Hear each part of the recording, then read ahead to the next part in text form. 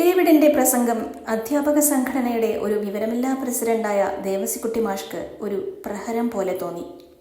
ചെറിയ ചെറിയ തിരകൾ ഒരു കൊടുങ്കാറ്റിനെ പേറുന്നുവെന്നും കൊച്ചു മണൽത്തരികൾ ഉഷ്ണക്കാറ്റിനെ മൂടിവെക്കുന്നുവെന്നും ഇനിയും വിരിയാനിരിക്കുന്ന പൂമുട്ടുകൾ പ്രപഞ്ചം മുഴുവൻ മൂടുന്ന വസന്തകാലമായി മാറുന്നുവെന്നും ദേവസിക്കുട്ടി മാഷ് ഒരു ഉൾവിളി പോലെ ഓർത്തു. എന്തോ മാഷ് ആകെയൊന്ന് വിയർത്തു. മാഷ്ക്കിതിനെ വേണോ? വേണമെങ്കിൽ പറയണം. ഞങ്ങൾക്ക് വിശക്കുന്നുണ്ട്. അരി വാങ്ങണം, അള്ളറരി. അതിന് ലിറ്ററിന് 1.30 വില. അതും കഴിച്ച് ബാക്കി 20 പൈസ കാണും. അതിനിത്തിരി ഉപ്പും മുളകും. 1.5 രൂപയിൽ 1 പൈസ കുറയില്ല.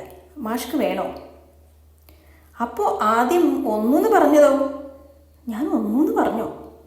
എന്നോടും മാഷോടും ഒന്നിച്ചാണ് അവൻ അത്ഭുതത്തോടെ ചോദിച്ചത്.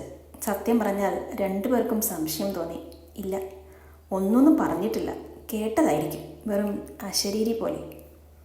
ദക്ഷിണ കൊടുക്കുവാൻ പിടിച്ച ഞണ്ടിനെ ദേവസിക്കുട്ടി മാഷ്ക്ക് 1.5 രൂപയ്ക്ക് വിറ്റ് അരിയും ഉപ്പും മുളകും വാങ്ങി വീട്ടിലേക്ക് തിരികെ നടക്കവേ ഡേവിഡ് ഒരു പ്രവാചകനെ പോലെ പറഞ്ഞു, മനുഷ്യന് ഇനി അധികകാലം ഈ ഭൂമിയിൽ ആയുസില്ല മോനെ.